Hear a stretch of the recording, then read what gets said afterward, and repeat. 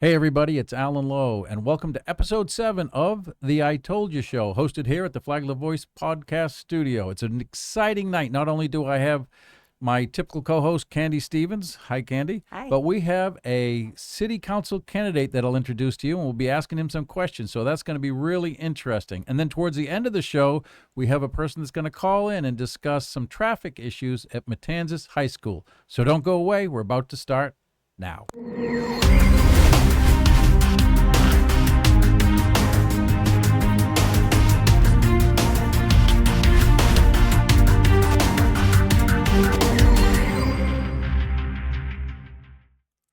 And welcome back. Here we go. So let's start a normal way. And hello, Candy. How are you this evening? Hi, Alan. I'm great. Good to see you. Yeah, well, I was sick last week, so we didn't get to do the. Actually, I had lost my voice. A lot of people were happy about that.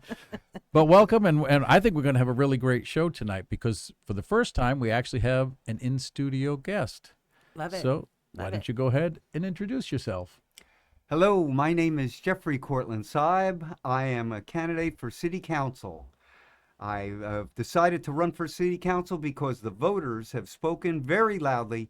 They want a change in our city government. They sure Exactly, do. yes. And it showed because all the incumbents are gone. Yes. Yep. Yeah, it showed.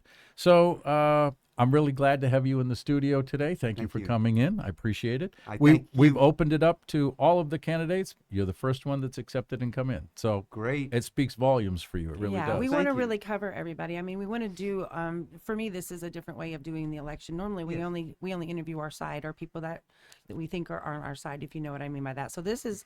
You're on our side because you're a Palm Coastian like we are, and you've been here for a while, and I really support you. I see you at all the meetings.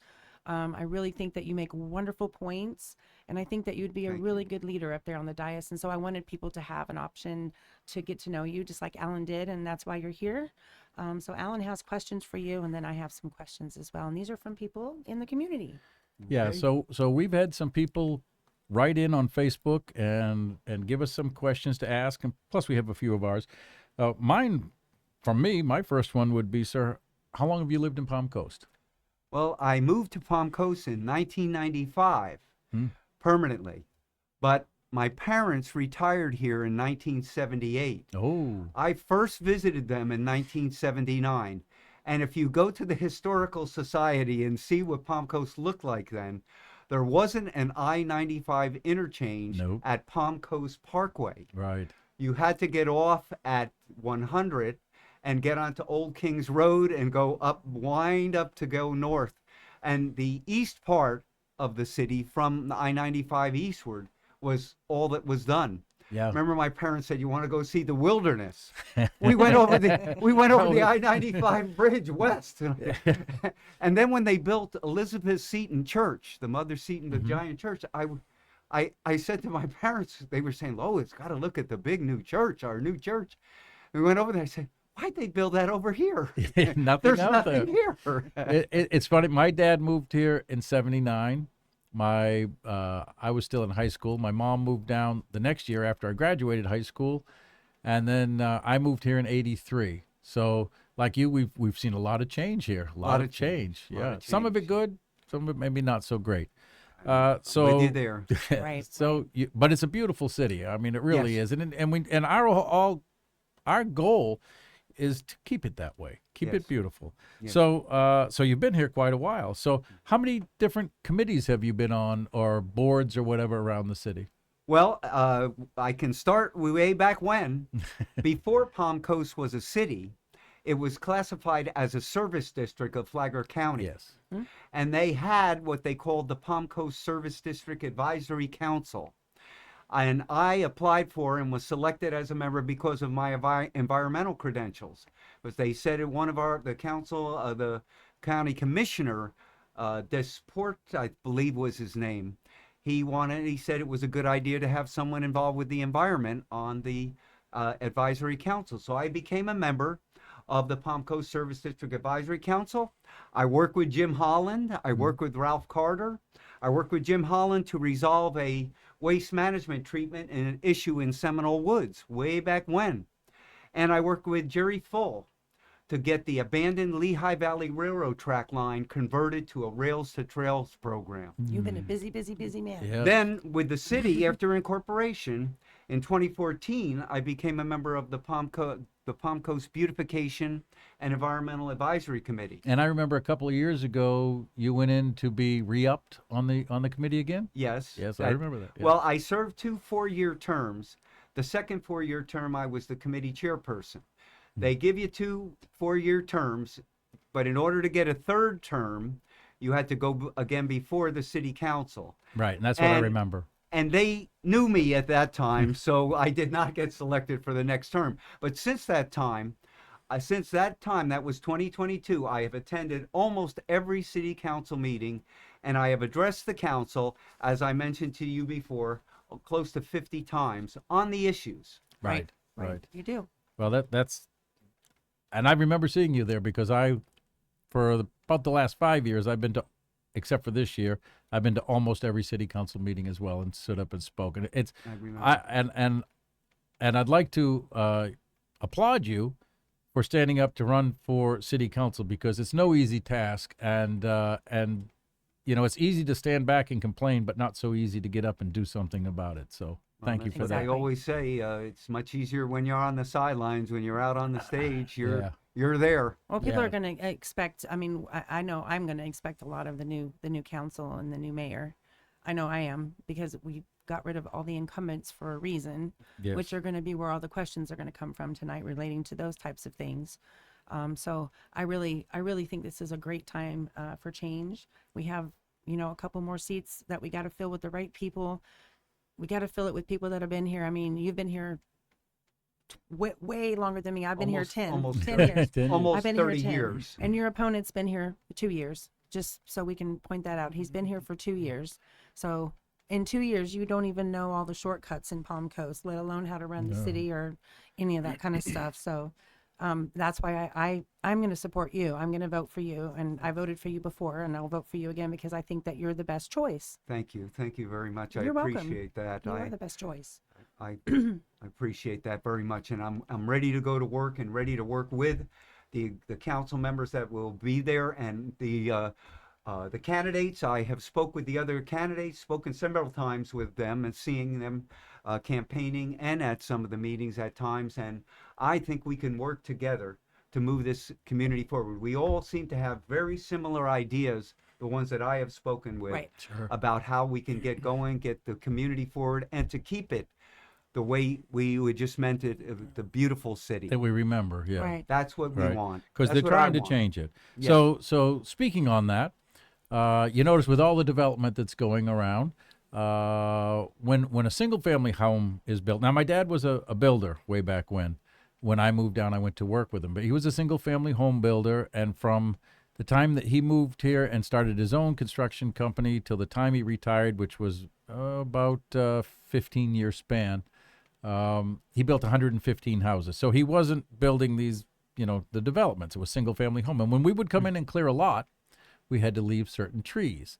And but when the developers are building, they're clear cutting everything down. How do you feel about the clear cutting? And do you think that there should be buffers left up against the roads and things like that? Well, from the single family home standpoint, I do support leaving the trees. Maybe, I have noticed some of my neighbors that have existing homes have large oak trees that were planted, maybe 15, 20 years ago. And they're very beautiful and all. Some folks like them, some don't. Well, right now they can cut down that tree at will and replace it with the tiny little sprig that Right. that you see on most new home sites and businesses. Mhm. I think I would like to see a buffer, but it's the way it works is the homeowner, many of the times they are going and picking out a home that's already built. Right. So they don't have a choice. But if they have a home site, they can request that a certain area to the back of that home be left in the natural condition. Right. What do you think about the developers, though, where they're taking 10, 20, 30, 50 acres and clear cutting it down? Right. That I think the regulation should be a lot different. We should negotiate with those builders in those large, because we can do it. those have to go before the city council. That's one thing that has to be done. Like, for example, you're driving down 95 right now from north, and you look to the right and see that massive area that was cleared Yeah. completely, and now you find burning piles of trees and vegetation. When I see that, it hurts my heart, because I think of all the living things that existed there that aren't there anymore. And there are rules and regulations for buffers for those developments, but Right. they negotiate them with the city council, with the planning staff is who they negotiate with first.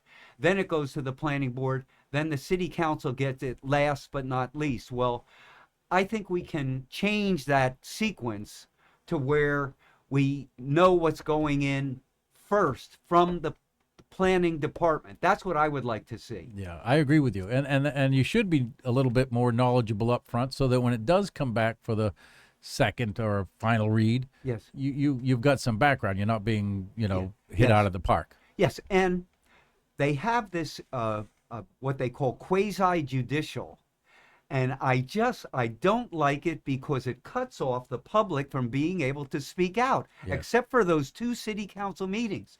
The first one, it's introduced, nobody knows anything about it.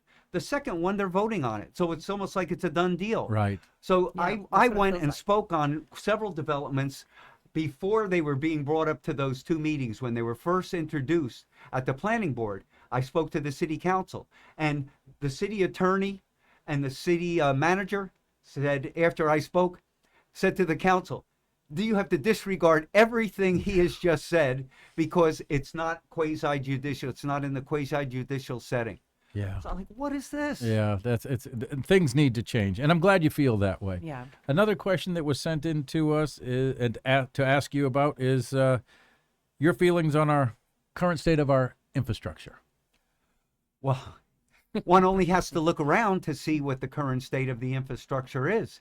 It's in need of great attention Right. by the city council and by the city departments. Our roads, if I thought in my mind that we're going to be twice as big as we are in 10 to 20 years, or even a quarter bigger, then I would think, well, if this road is packed up now with a traffic jam all the time, then we need to do something now to prepare for this new wave of new residents. Yeah, exactly. And now I was amazed at 100. They're doing the resurfacing. And they don't put in a third lane in each direction. Right now, when they've got the equipment there, when they've got the workers there, do it now. And then we have to do that with everything that we're talking about with our infrastructure. Yep. I have many concerns about environmental issues with infrastructure, which I have spoken to the city council. For example, another example is our water supply. Yes. When it was dry, we had the dry spell this past spring and summer, the beginning of the summer, before now, where we're loaded with water. Yeah. Right. In fact, we don't want any more water, please, please, up there. Anyway, we're short on the water. Was being pumped out, and the city had to switch to different wells because the wells were at the level where they couldn't withdraw anymore without fear of what we get along the coast, in which the St. Johns River Management Water District has determined that those wells are at risk, is what they stated in Yes. the writings Of saltwater intrusion. Exactly. Yes. So Yeah. we have to look at that for where we're going to be in 10 years, because at a city council meeting, the city staff presented the idea that our growth for this 2025, we were going to grow by 6,000 people in the 1 year. Now, if you take that by 10 years, 5 to 10 years, we have half more of the people that we have now. Right. And their future goal is 250,000, and we're only at 100,000. So can you imagine? I am very concerned about that, Yeah. that rate of growth, and I expressed that to the council. And there's, we have to build, and we have to take care of the things that we know we're going to need with that population now. Yes. We have Right. to do it now. Everything we're talking about. It's interesting. Back in the late 90s, I patented a process to cultivate live coral to restock coral reefs and built the first coral cultivation facility down in the Caribbean. And we restocked some reefs down there. Then there was a hostile takeover of the company, blah, blah, blah. But anyway, I came back here and I wanted to build a coral farm here to offset the aquarium trade and to be able to restock reefs in the Keys and so forth. One of the things I was looking at and I had found out about is that the city of Palm Coast at the water treatment plant that's out by the airport had dug a deep well, and I'm don't quote me on the depth. It was either 1,200 or 2,500 feet deep. It's a massively deep well that penetrated into the ancient saltwater aquifer. And the water, when they brought it up, it tested perfect for what I wanted. But they brought it up because they had a plan of building a reverse osmosis plant out there, and then they were going to share the water with some of the other municipalities and take the pressure off the Floridian aquifer, which is our freshwater supply. Right. Then they decided not to. They spent $250,000 to dig this well and then capped it. I come along later and I said, hey, I'd like to use that well, build my coral farm, blah, blah, blah. And they said, sure, you can do that. We're just going to charge you a non-refundable deposit of $250,000. I said, well, then I'll just dig my own well. Why do I need you for that? But so way back then, that was probably around 2003-ish, they were thinking about this issue, and then they dropped it. Well, I think, what you're talking about with the coral reefs is an issue that is right up there at the top right now with the warming of the oceans and destroying causing the bleaching of many of the coral reefs. When we're off, when this is over, I'll discuss it with you because I actually. Okay. Yes. Well, we'll talk about that off the air because we've got some more questions to go over. Sure. I told you we would get off on a subject sometimes. Yeah, it happens. It It's happens. very interesting. So, we got approximately $80 million from Tallahassee in appropriations money, and we spent $79 million to build a bridge over railroad tracks and a loop to nowhere for Ryanair, and we put $1 million towards the water treatment facilities, which I have, if I understood it correctly, staff said we need about $35 million in a couple of years to bring it up to speed. So we're looking at building, the westward expansion and all these homes out there, but we may not be able to supply them with water. So if you were on city council, would you have put up some resistance to the way the priority was given for the use of those appropriations? Certainly I would have. And I've spoken to the city council several times on how come that was placed at the top of the list, that big money for that westward expansion road over the needs that we had in the city at that time that were on the appropriation bill or the appropriation list, such as the YMCA and the stormwater and the waste management plant that we had asked for money for the here and now. And that money would have taken care of most of it. And the city, they had a big meeting. I question how that got to the top of the list over these other more important items to us right here and now. And to date, I don't have what I would consider a reasonable explanation of how it got placed at the top of the list. No, I was there, and I think I was there when you asked that question, and their response to it was something like, well, we didn't know the order of the list was a priority order. No. Well, that's it. And they had the lobbyist Right. came in and spoke, and they looked at the contract for the lobbyist and everything, but no one has stated yet how come that was placed at the top of the list and for that amount of money that we could use. Oh, yes. I mean, I could name off a project right now. Maybe we'll be talking about it, the saltwater canals. That money would dredge the saltwater canals. Oh, yes. And we would be finished with that for maybe another 50 years. Yes. But that now is, where is it going to grow? Because I have heard other candidates speak that we are going to either try to use that money for something else or see what we can do with it. In addition, Councilmember Pontieri noted at the last meeting that the development of regional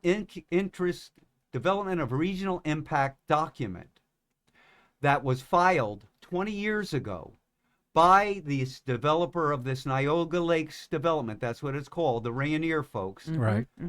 specified in that document that the developer would pay for the road to be built, Right. not us. No. And this was a question that is a major for me, is why did our planning staff, how did they miss that? I mean, she said she read the entire 250 pages, and she was citing parks. She was citing many amenities that Aquatic center. yeah, an yes. aquatic center that they had stated they would do. They would put in. They have done nothing. Right. And now, now we go to the bond issue that they want to Yes. play to build, to get the money to build what the developer was supposed to build.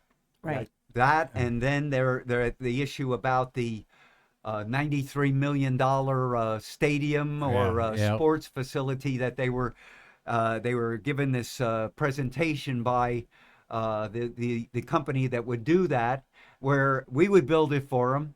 They would have a pay-for-play facility, and they would give us some cut of the Yeah. funds that were received. And I'm opposed to that.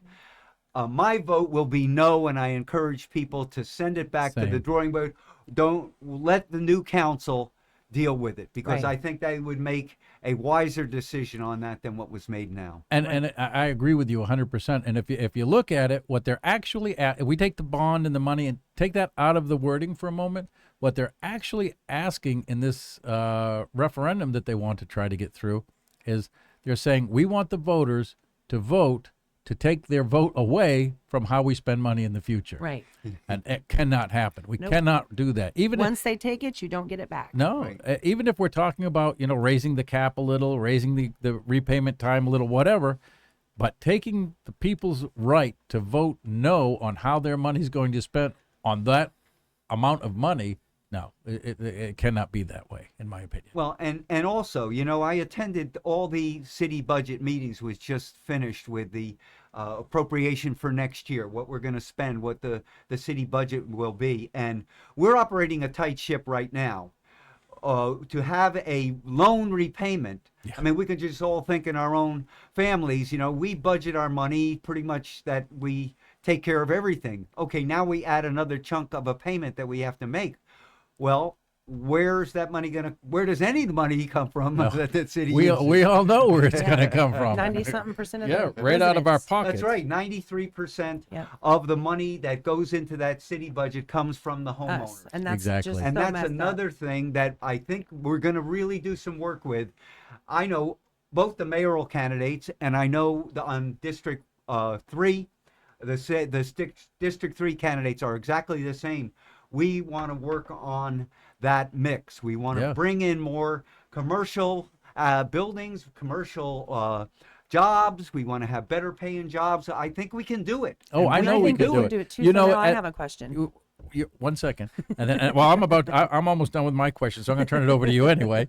Oh, good. So we're out in the Hargrove Industrial Park here at the Yes. Flagler Voice Podcast Studio. At the end of Hargrove Grade is the railroad tracks, the freight tracks. There is a railroad spur that goes into Sunbelt Chemical right now at the end of Hargrove Grade. I have stood up at City Council for 5 years.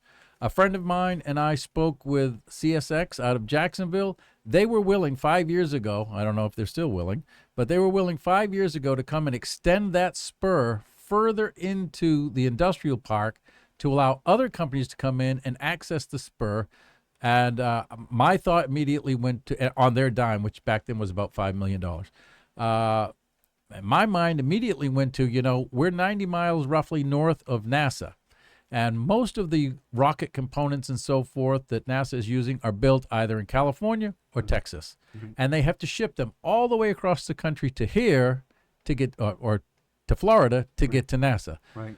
Why couldn't we have some, not massive rocket manufacturing here, but some lighter NASA manufacturing here, headhunt those companies, put them out there. We have a railroad spur that they could put their stuff on, and in 90 minutes or an hour, or Right. an hour and a half, 2 hours, Right. it would be in NASA. and the transportation cost would go from God knows how much on the other side of the country Right. to something nominal. And I think that savings would be worth the moving of the company over here. I've been harping on that for 5 years, but it's fallen on deaf ears. So I'm going to hand it over to you. I like that idea. I like it a lot, and that's what we were talking about, is utilizing that rail line. And I did not realize that there was a spur there. There's a spur there. And that would be ideal for the kind of businesses that we want to do, like a business like these rocket parks, Yeah. which require a certain level of the training for the Sure. the staff and the workers, but it has good paying jobs Oh, yeah. with benefits. And if that's you what we want. And if you think of it from the CEO's standpoint, if they were to come to Palm Coast, we've got, the canals, the golf courses, the beach, where we have Yes. 95 for transportation, the railroad for transportation, Route 1 for transportation, the airport in Benel, the airport in Sanford, the airport in Jacksonville. There's no reason that not to come here and do it. It's the ideal situation, but I have never been able to get headway with City Council. Well, I think we have a headway this time, because I am with you there. When Governor DeSantis was our representative, I wrote to him several times about issues, but one of the issues was to get jobs, to get a good paying business here in Flagler County. And I always look, when I go north on I-95 getting by St. Augustine, I see that Caterpillar factory and the Caterpillar plant behind it. And I asked him specifically in an email, and he wrote me back a letter. I asked him, get us one of those. Get us one of those in Flagler County, because that's the good paying jobs, and that's what we need, an office building and a plant. It's a clean, relatively clean industry. We don't. It's not polluting or anything of that nature. Right. And the rail would be ideal with that, because it's rail lines. It's these electric. The trains are now electric, and diesel we electric. wouldn't be bringing in the many of the massive diesel trucks, like, for example, in Amazon headquarters down. They have that already. Now, Amazon headquarters, it's off I-4 in Deltona, was supposed to come here. They didn't want it here. Amazon did. Yeah. But Palm Coast didn't. I know they turned down many items that maybe they should have rethought, but we're thinking about that now. Yeah, well, and hopefully it's not too late, but I appreciate it. I One hope question it's- left, and then I turn it over to Candy. Okay. And you don't have to answer this question if you don't want to, but I'm interested in, who do you support for mayor? Since I ran for mayor. Now, obviously, I'm not on that list, but. Well, I'm undecided. I'm undecided at this time. I must say, I have spoken with both of the mayoral candidates, and I've read much of what they both have written. And I must say that I will say that I am very happy with both of the candidates that remain. Sorry that it wasn't you, but I'm not happy sure I'm with them. sorry at this stage. I like being able to do this now. Yeah. Well, you wouldn't be able to do this, of That's course. right. But I've listened to both of them, and I've spoken to both of them, and they both have some very good ideas of how we're going to make this place go forward, how we're going to move Palm Coast forward. And I feel I could work with both candidates. So I will be making my decision prior to November 5th. But as of now, I must say that I have not made up my mind. Well, But I must say they're both. I both agree with both of them on a lot of issues. Well, that's excellent. I'm glad you think that way, and I hope that you vote for either one that you think is the best, but just don't vote for Norris. All right, I'm gonna throw it over to you now, Candy, and you can go with some questions. Yes, I was going to ask the same question about which one of the two that you support. I support Cornelia just because she has commercial real estate background. I think she's probably got some connections that she can get us some more jobs. She does. In here, so I'm leaning more towards her. I'd like to hear some more from her, and we're trying to get her on the podcast. Because That would be good. I'd love to get her to know her a little bit more, and I'd love other people to get to know her a little bit more. So my questions were really, I had a twofold question, because I feel a lot of times special interest groups, PACs, campaign donations, all influence the candidate, whether they admit it or not. They owe favors in the end. I know that your competitor, Ty Miller, his wife is actually the vice president of the Home Builders Association. Now or former? No, she is currently Now? the vice president of it. And I know the group that I do research with, we don't like that because that's just going to mean more building, more yes votes, more density votes, more changing the zoning yes votes, and we don't want that. So, your wife, what does your wife do? Is she in real estate of any sort or anything like that? No, she's retired right now, just like I am, and she had a background. Actually, she graduated in journalism from University of Florida, and she was working for I think it was the Observer for a period of time. This was, I believe, she graduated a while back, like in the year 2000, and then went to work. After that, in 2001, my mother suffered a stroke. My mother No. my mother and father lived here. My father passed away. Before that, my mother was living by herself. She suffered a stroke in 2001, and we took care of her for the next 10 years. She lived with us in our home, and I was working at University of Florida. And so my wife was taking care of her at that time, and I retired in 2011 from UF after 25 years.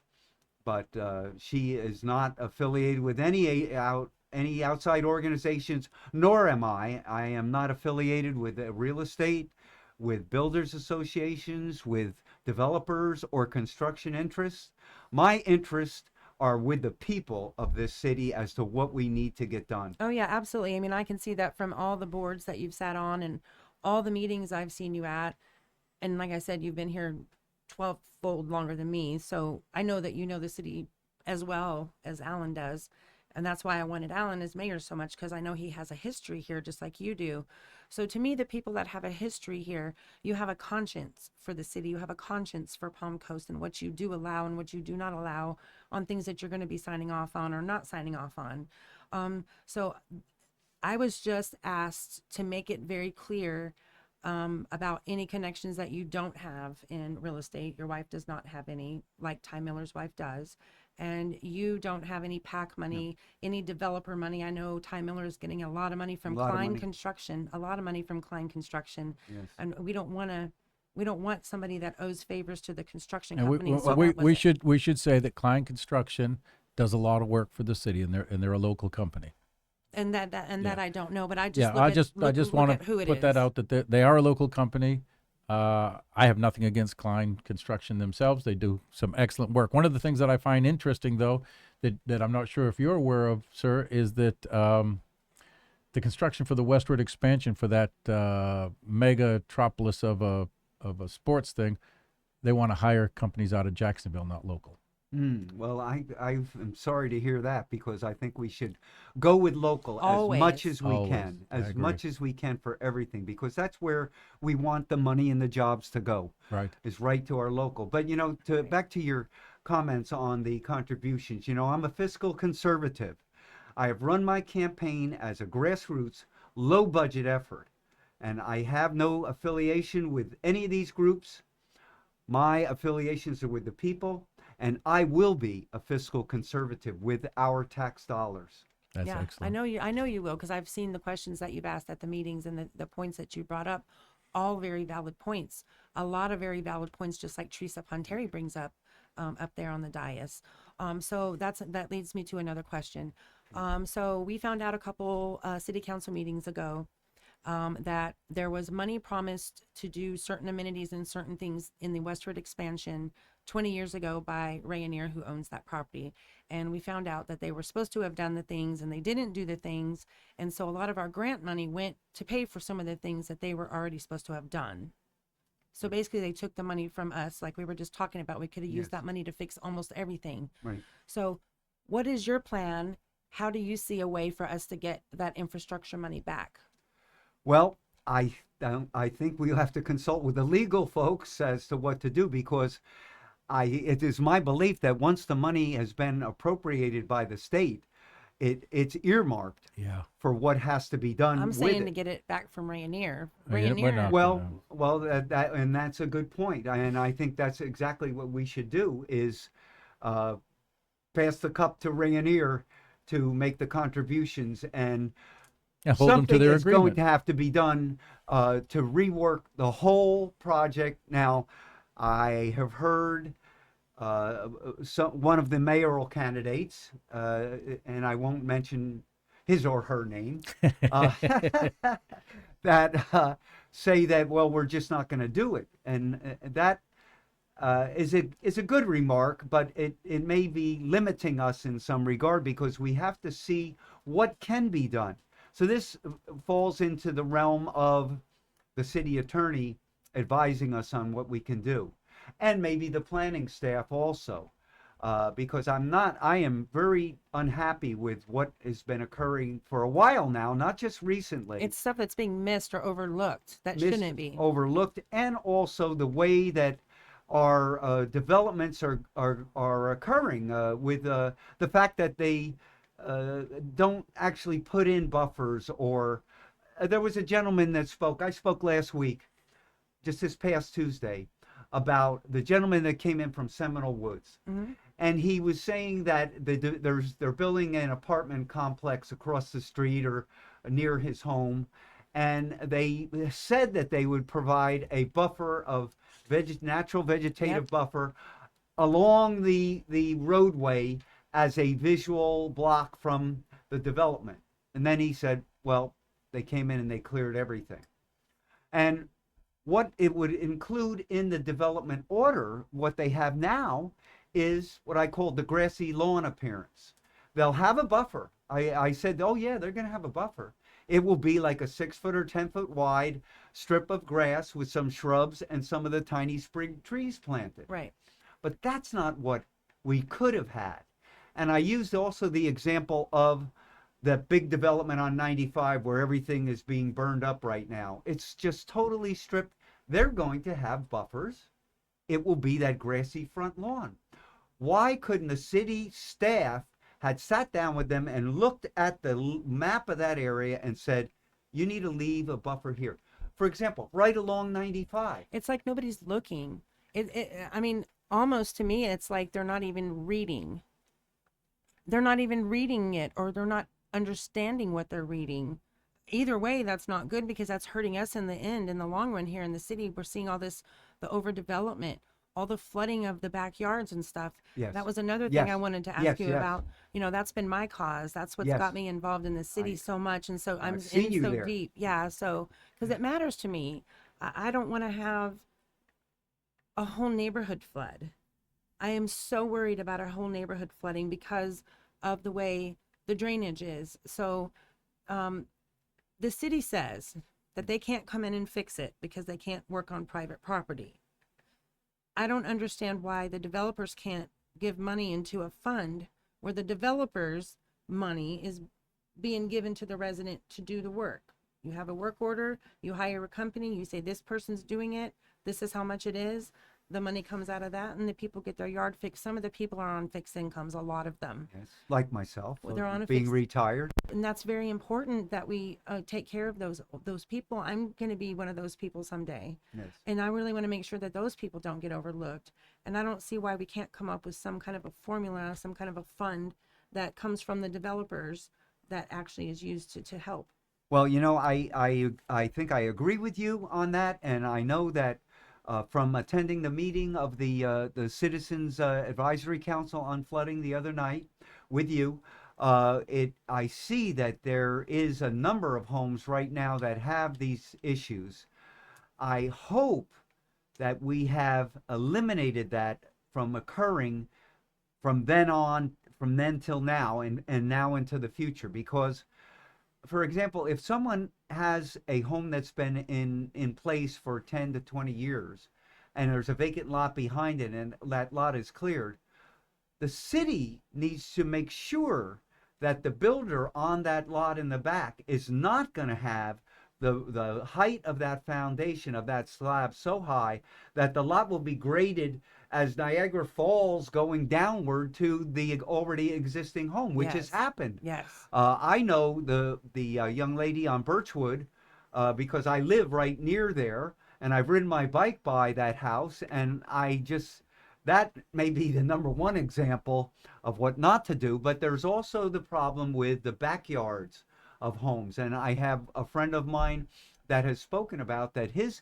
yard now is flooded by the house that's in the back because of the inadequate pitch of the land to get Between, everything out to the, but beyond that, the stormwater in general, you know, I own two pieces of property and undeveloped. And every year around this time soon, tax time, I get a letter of a stormwater fee, and it's skyrocketing up. It's about doubled from what it was for stormwater for those lots. Vacant lots, we should be encouraging people to keep, not penalize them. They are our stormwater pluses. They hold the water, the trees and the natural vegetation, and that soaks right into our surface superficial aquifer. And the trees suck up tons of water. right. And yet we're we see water in the swale in the public easement in front, but that's from the homes nearby, the homes front, because they're essentially, the water is rolling off. Right, draining. Right, Yeah. right. But anyway, that is something that I think we can make a change. I on want to that. come We up can with look at I want to that. come up with something from the developers, just like Mayor Alphen got them to donate 1% of their profit Yes. to go towards the arts. I don't Yes. know why we can't get Very them to important. contribute a percentage for the infrastructure. Yes. I just think so. I think we should try to work on that too. I am ready to work on that. And you talk about the arts. That was one thing that I was involved with while I was on the Beautification and Environmental Advisory Committee.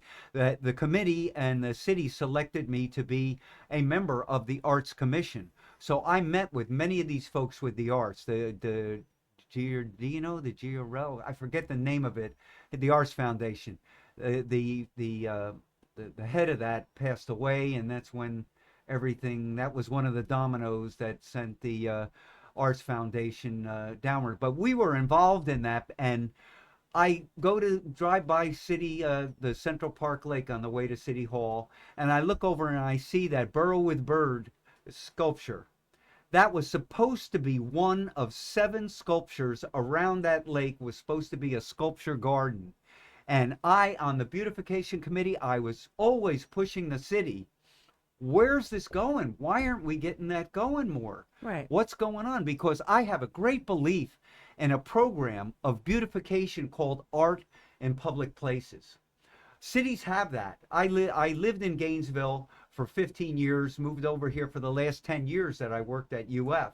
And Gainesville and the university have a fantastic program of what they call art in public places. Yeah, they have that at the University of Tennessee, where I'm And from it's too. beautiful. I don't know if you've ever been to the University of Florida campus. They have what they call the French fries from hell. They're giant, yellow. It's a sculpture right by the Marston Science Library. That's where I spent many hours doing research. So I was very familiar with that. And I walked under those giant French fries from hell. but seeing they had artworks all over town and all over the university campus, and I think that's something that we should push for. I do too. I agree. Just so you know, as I mentioned earlier, we got a call in. Yes. And hasn't happened yet, but maybe it just did and I didn't see it. Yeah, we are trying something new today. Yeah. Okay, well, new is good. Yeah, new is good. I didn't want to interrupt you, but New is good. But I promised everybody I'd bring up the issue about the higher builds and the water in the yards and all that stuff. Well, it is a big issue, and we need to work on getting the swales all uniform again. Okay, getting everything she's back. calling, so let's try this. Ooh, okay. all right. Okay. Are you there? I am. Yeah, it's working. I'm pretty impressed. All right. Well, you're actually our first caller during an actual show. So, in studio with me today is my weekly guest host, Candy, but we also have a city council candidate. Say hello. Hello, how are you? I'm Jeffery Sieb. Think of me. So tell us what your issue is. Right. So, I just wanted to vocalize a huge concern that I think needs to have light shed on. So, there was an incident that happened last week involving my child in a collision on a crosswalk. right outside of the school. It's called Forest Grove.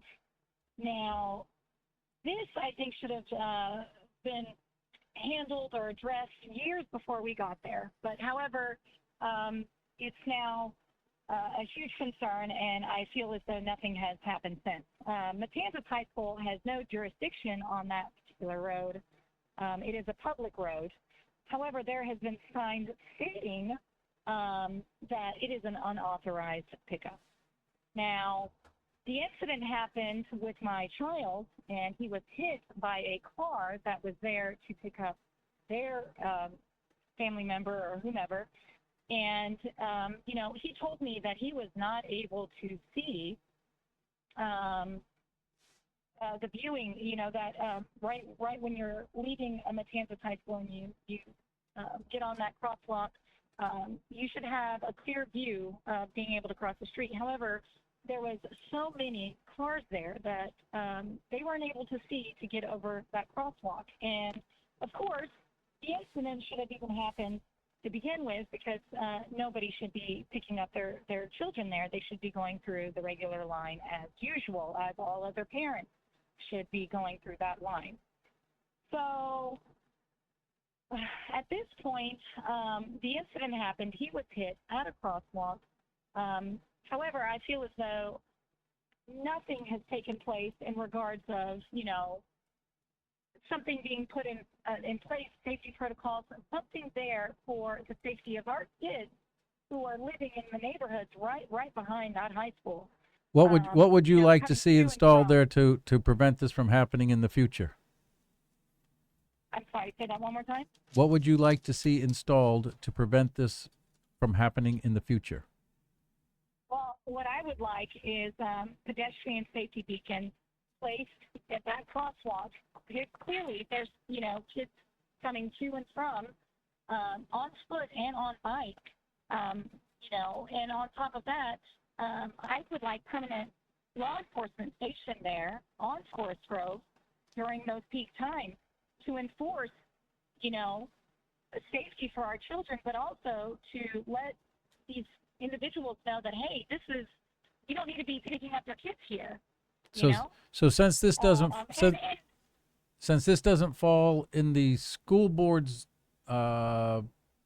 area, I guess it falls then to city council.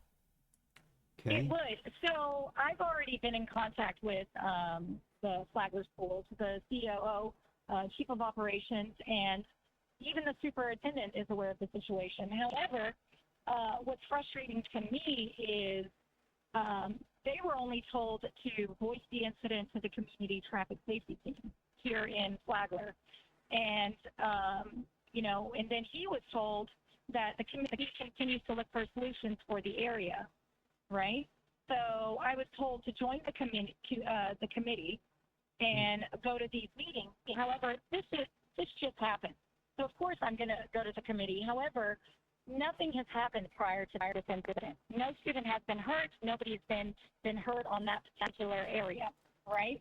Thank goodness, and that's a blessing. However, an incident happened where my child was hit. He is okay, but it happened. So this is a big red flag at this point, you know? This shouldn't even be thought about.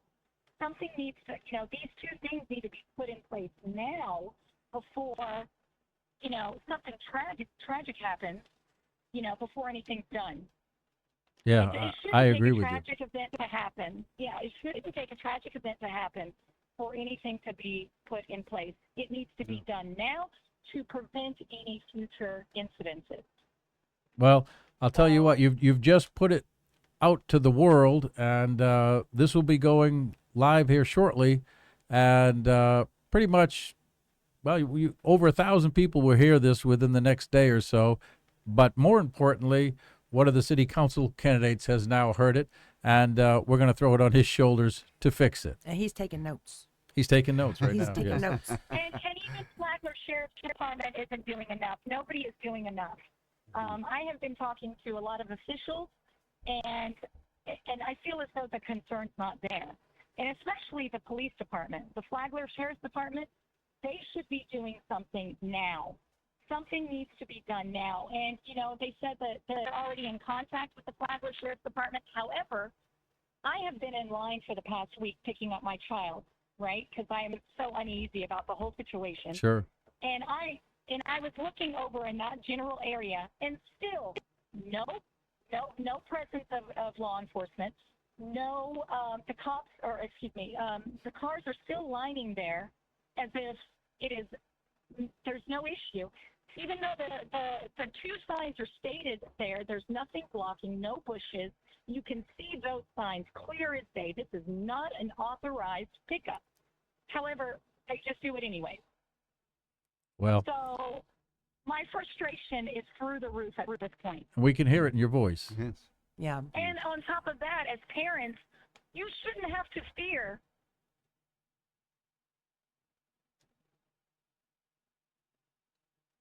What happened? Are you still there? Mm. Oh no, did we drop the call? No, I still have it. Are you there?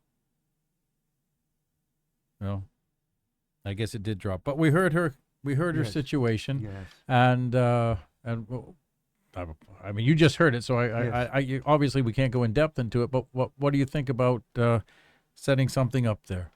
Well, hearing that, I'm very sorry that her child was injured by a vehicle leaving the school grounds. I think that's something that we've got to do something about. In looking at it, I'm just thinking that it's a collaboration with the schools, the community, and law The enforcement. COP could sit there. The On this- COP officers could sit there. They have plenty of them. And people are gonna go places to park to pick up their kids, maybe where aren't official areas. That most likely will happen, so that it may continue to happen. But in a crosswalk in a school area, there needs to be. I mean, you go to Walmart and it says cars yield to pedestrians in the crosswalk area. Well, that's got to be the case around the schools with our kids.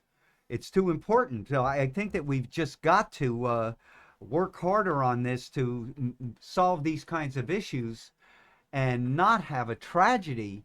Hopefully there was it was a minor injury, but we don't have to wait until the something major bad injuries. happens. We want to be proactive. It just brings up a thought in my mind of what I see in my neighborhood. I live in where off of a road that's become a very used road, Bird of Paradise, and I see the kids standing out there in the street. There's no sidewalk for them to stand on, waiting for the buses to come. And a lot of times the parents are out there, and there's a lot of children in the roads, and they're the side road that comes up to the bus stop.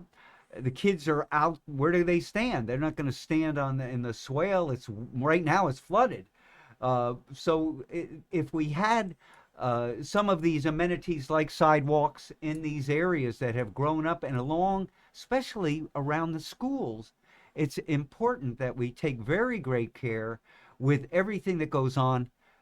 I would say for now, it would be a good idea to have an officer there for a period of time controlling what's going on Just over to get there. people in the habit Yeah. of doing it the Get correct way. people Yeah. eyeing that and seeing that's going to happen, because I don't like to hear that our children have been injured in a school area. Yeah. Well, unfortunately, we've gone long, but it's been a fantastic meeting, and Yes. I'm so I glad really, you really came. appreciate you coming in and, Yes. Me and too. being present for our first call. Unfortunately, it dropped there, but we got she got their point across and the information out. So Well, I think hope that's she hears fantastic. that we are concerned. We and will that see what we can do. We want to Yeah. do something We for wanna- her. We want to help. We're going to help. Yep, we'll figure out We're something. going to help. Yeah. We're going to listen. That's one of the things I say in my campaign is my policy with residents, with people that come in, is listen and act.